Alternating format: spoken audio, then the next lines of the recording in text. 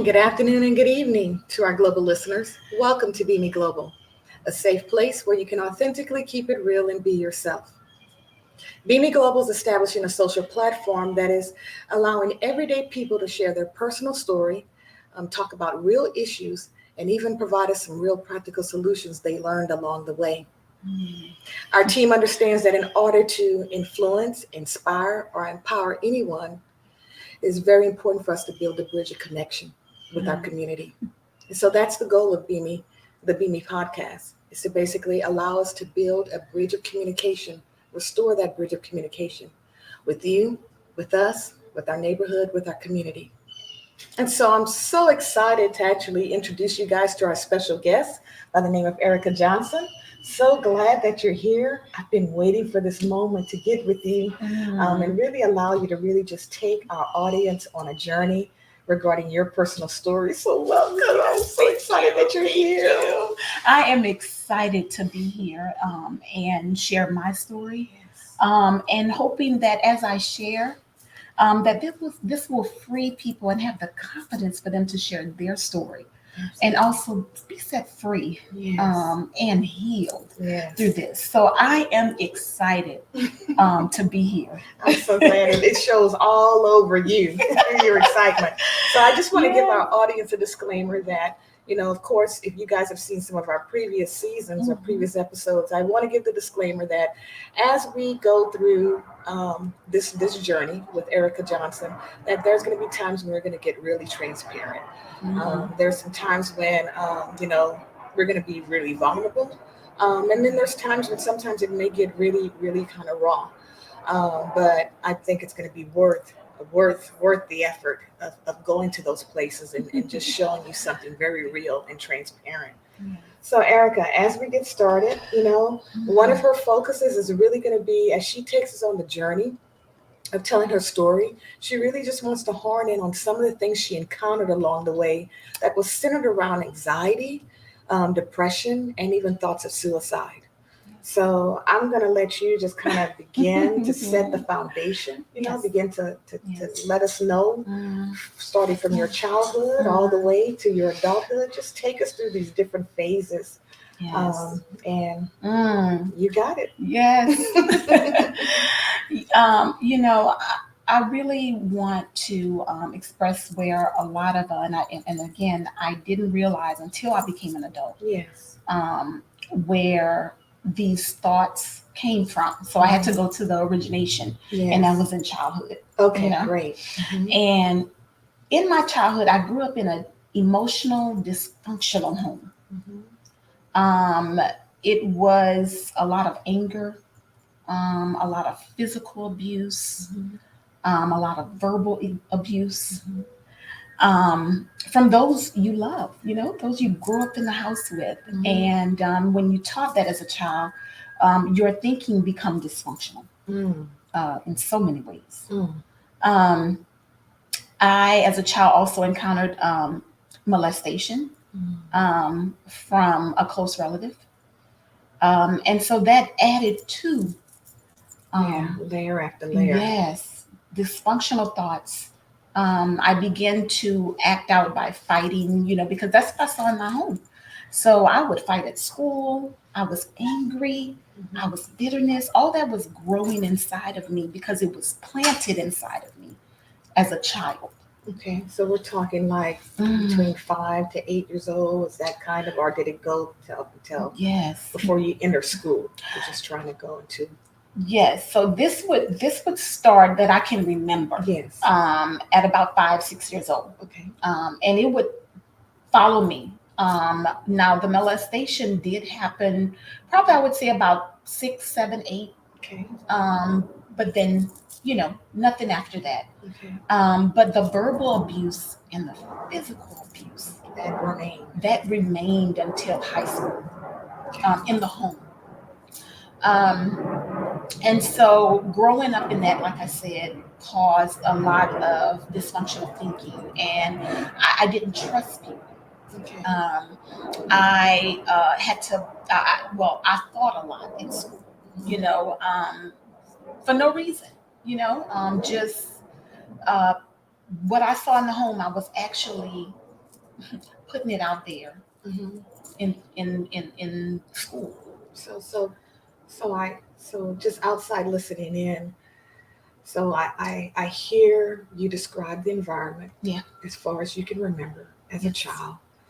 I hear you say it's dysfunctional. I hear you say there was a lot of anger. I hear you say there was verbal abuse. There was Yes. physical abuse. Yes. Um, Yes. that's a lot, and you're a child. You're just being introduced to that. And Yes. you know, we've said this. We sometimes we say this almost like a cliche, but it's very factual that you know if you're put in an environment, you sometimes become a product of that environment. And so I want you to talk to us, you know, even prior to getting into school, because this is where you were, you know, you were expressing your pain, how you were coping through fighting, defense. You were putting up a defense. Yes. So what I'd like to hear a little bit more about, and I'm sure our audience want to hear about, because I'm sure the waters you're treading, what you're sharing, it's probably a lot of common ground for many of us in different ways. Yeah. You know, it may not be exactly the same, but it's different.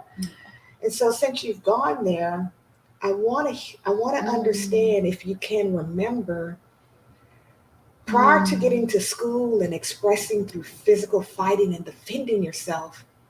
How were you coping? How if that's something you can describe between this 5 to the time you got to school and started fighting. Yes. You know, it's sad because your home, as you know, when you're a child, supposed to be your safe place. Yes. But it became a place where I wanted to run from. Okay. And you know, when I would encounter physical abuse at home or verbal abuse, I went and hide. I always ran. I went hide in my room and tried to get away from it. But it always stayed with me, you know, inside. So as a child, just anywhere I could run to, I would run. Okay, that means playing with a neighbor. Yes, going outside, playing with a neighbor, running to the backyard, just getting away from what I was experiencing at home. Okay. A lot of pain inside as a child, and so you're right. I acted it out. I acted out that pain by physically just being, you know, abusive myself to other people, or maybe saying a word. You know what I mean? And I mean physically abuse to other people by fighting. But yeah, as a child, I just ran to my own space where I knew how to run. Okay. And that's, as a child, that's just how you handled it. That's how I handled issues in the home, because you didn't talk about it in the home. You didn't talk back to your parents. You know, I just accepted. I thought this was normal. you know, you grow up in an environment, and you're a product of your environment, and you start thinking like, this is normal. Well, this might be happening in everybody's home. I don't know. You know, you don't see it as abnormal because that's all you've been knowing. Right. You know, it's not like you were at a certain point in time visiting other homes and seeing something different. Exactly. Exactly. So I just thought this was how a dad was supposed to be, a mom was supposed to be. This is how children supposed to be or act. You know. So now take us. You're at school. You're starting to actually physically express what you're experiencing quietly. Yes. In silence. Yes. In a hidden place. Yes.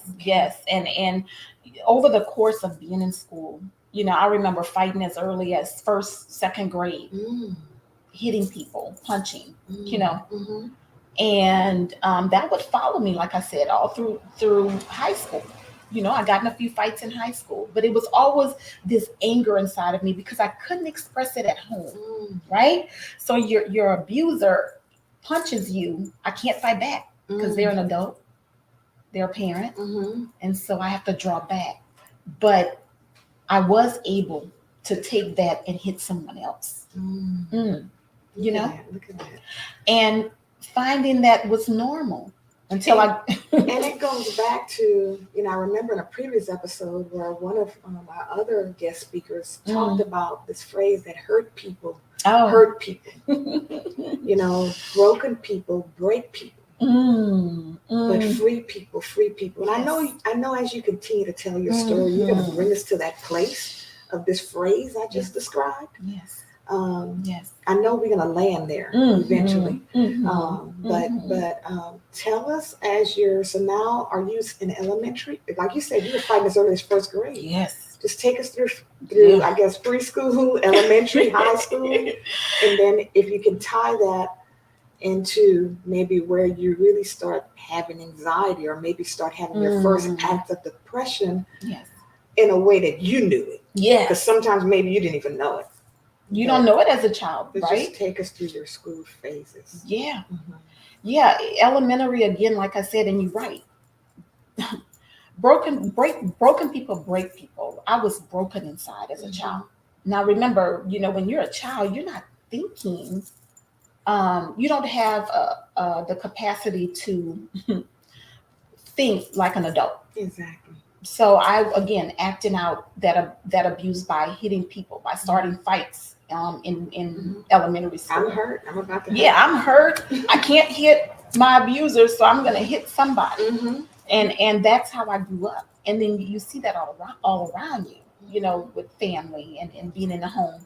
And acting that out in elementary school was going to the principal's office and having knowing or having my parents come to school and then knowing that when I get home, you're going to get a beating again. So now because I hit someone else, you're going to get hit. So it was a constant that, abuse. Cycle. Yes. And no one asking, why are you acting that way? No one opening up an opportunity to say, what's going on? This is not you. What's happening? Yes. No, yeah, you're right. No one, I guess, took the time to figure out me, the child in me, what is going on with this child. From middle school, still fighting, and feeling like I had to defend myself. With people or just with my mouth. Right. Remember verbal abuse? So that verbal abuse was coming out too towards people. Oh yeah, I was gonna, if I couldn't hit you, I was gonna cut you with my tongue. And the thing is, I can remember back in middle school because we were around the same age. And you know how kids would say, sticks and stones, break my bones, but words would never hurt me. Yeah. Or they would be like, if you knock this stick off my shoulder, it was just innocent kid stuff, but the innocent children around don't know what the other children around them are going through. Yes.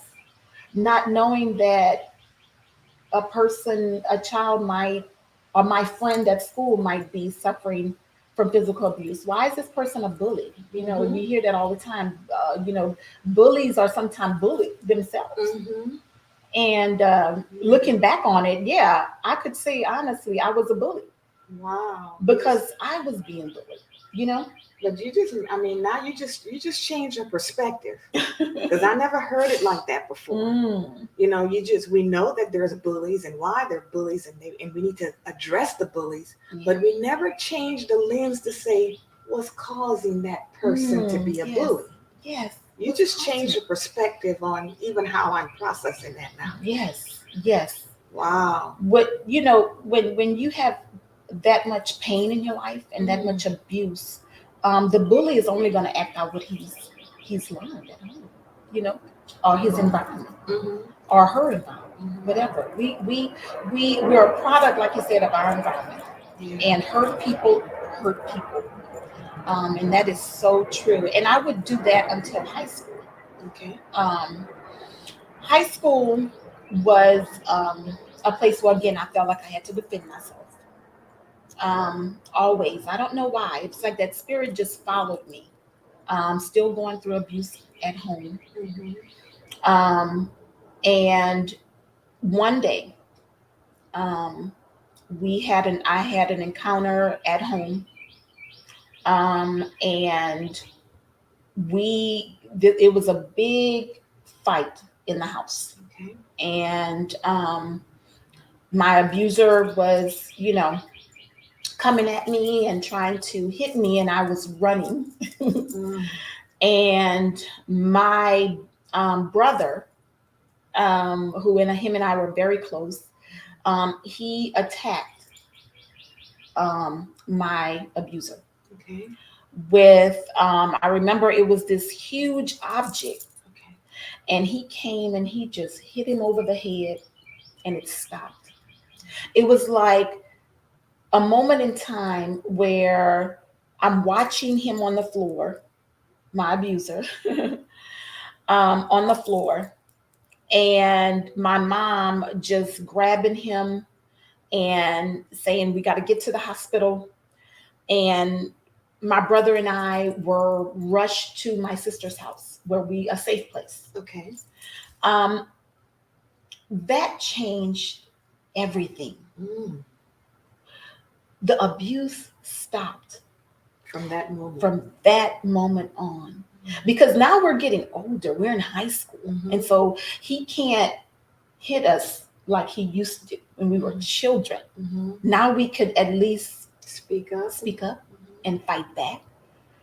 This was like something I had never imagined I thought I was going to always be living with this abuse as long as I was in the house. But when it stopped, my brother and I would never be the same.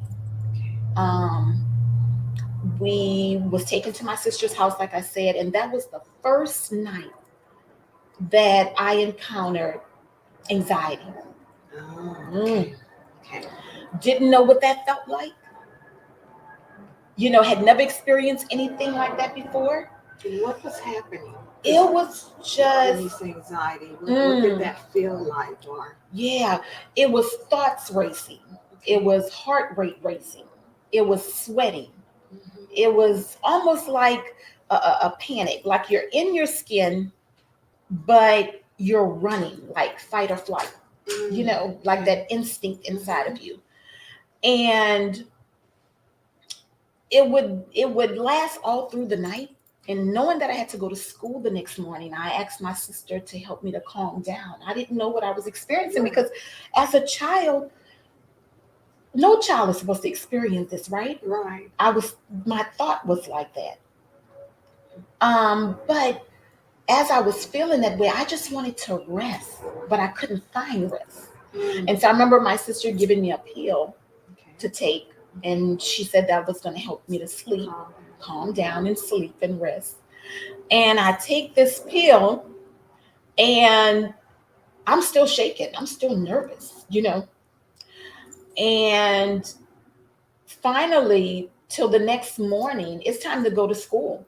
I maybe got an hour, maybe an hour. I really no sleep. And it didn't hit me, the pill didn't hit me till I was in class, in high school, in a class. And I could see myself now just sitting in that desk and just falling asleep. And we had an exam happening. I'll never forget. It was an exam that was going on in the class. And my head just hit that desk and I went to sleep. After that, coming back to my home with my mom and my dad, that was it. The abuse, the physical abuse stopped, but the verbal abuse continued. And so, and both you and your brother are back home. We're both back home. Okay. Still having to deal, like I said, with the verbal abuse, but the physical abuse stopped. Yes, but the pain was still there. Yes, because it's unreconciled. It's still not being dealt with. No. Abuser never apologized. And what the abuser started doing was what the abuser continued to do was fight my mom. So my mom had to get redirected. Yes. Even though it was always there with her, but we were punching bags ourselves. my brother and I. But then he really never stopped physically abusing my mother, you know? Okay. And so as a child, having to see that, there were times when I Now would you're in high school. You school. saw stuff as a child. You Yes. now you're in high school. Was able to kind of speak back. Your brother Mm-hmm. stood and kind Mm-hmm. of used his voice Yes. and his actions, and now we're back. It stops with you physically, but verbally it continues, and you still get to witness physical, Mm. still in the house, Yes. physical abuse in the house. Yes. So Mm. yeah, that is. Yes. I mean, I'm just kind of digesting. And let me tell you, and I going to school, I never knew what I was coming back home to. I remember getting on the bus, and I just wish sometime I would stay on that bus and just ride to somewhere else. Mm. And getting home, not knowing what would happen or what if my mother was going to be dead. I lived with that fear Mm. as a child. So now we got anxiety and fear. Oh yeah, we got working. anxiety, we have fear, but still not processing what that is as a child. Yeah, I never went to counseling or went, right. you just dealt with it, Are trying to. Uh, You know, exactly. we think we're Yes. dealing with it, but we're really Yes. just living with it. We're living with it. Not really dealing with it. Yes. So all this is laying dormant inside of me, the fear, the anxiety. Um, but again, getting home, sometimes my mother sitting outside with a black eye, or just, and having to comfort her or hug her. Mm-hmm. It was a painful thing to actually see that and go through that. And it would eventually stop when we started attending college. Okay. I didn't really see too much. I was so thankful to be out of the home. Mm-hmm.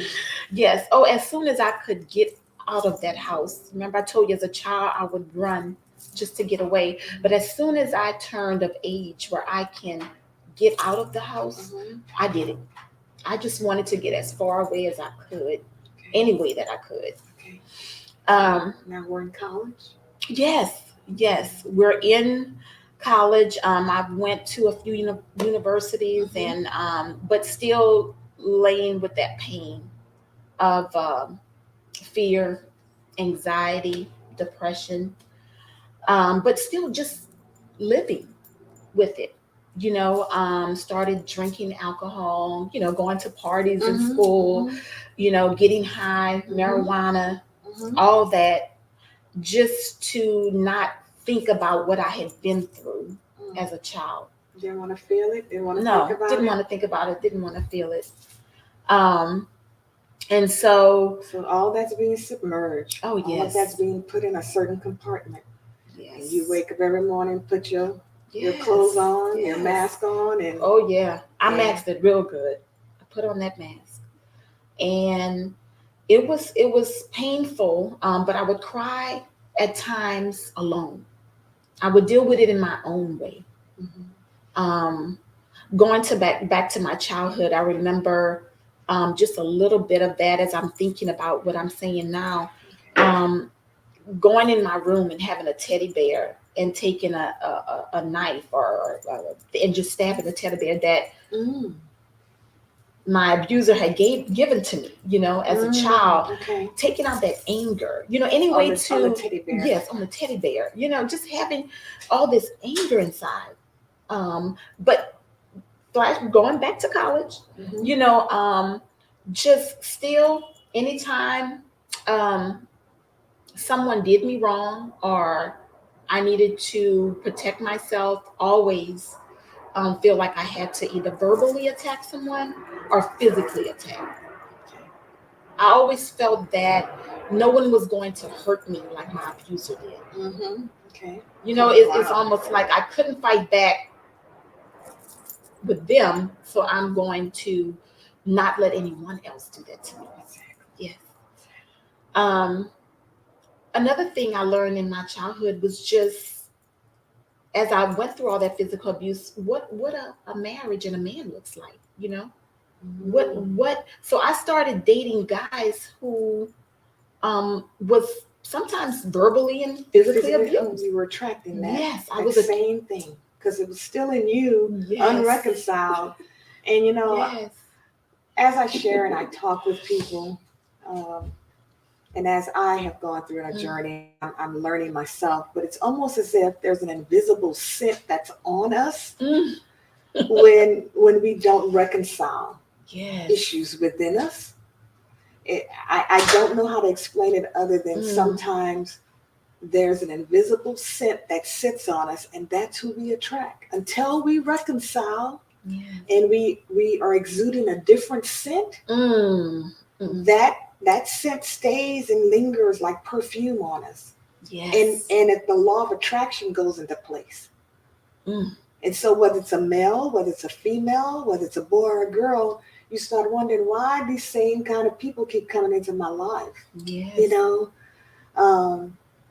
And that's the best way I know how to even explain it, because I do know that the law of attractions, it attracts to like track opposites, Yes.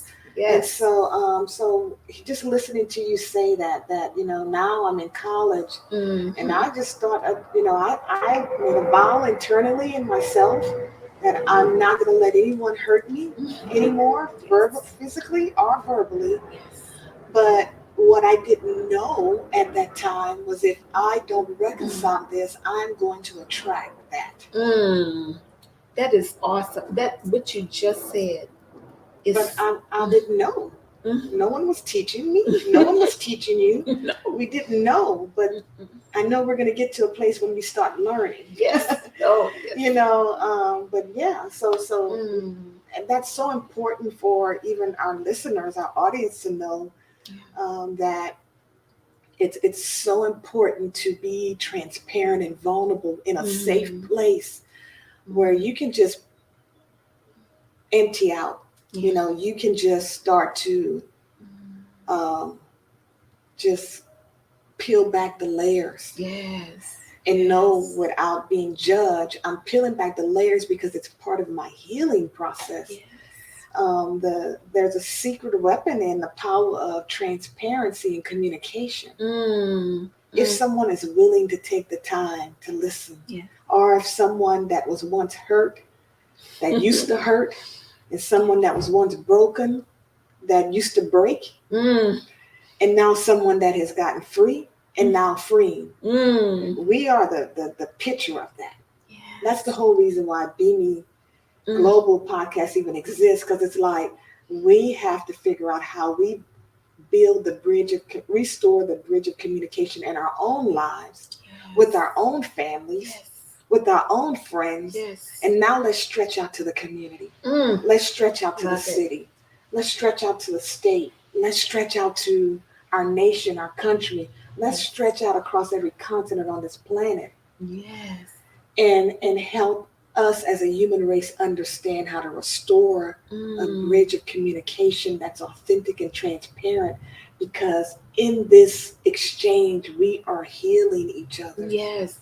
Yes. So I hope you're taking a liking to our special guest story on anxiety, depression, and suicidal thoughts. Over the next 4 weeks, she will continue to show us how she overcame some of the most challenging moments in her life. Look for weekly drops every Thursday. And until next time, remember, Be Me Global is a safe place where you can authentically keep it real and be yourself.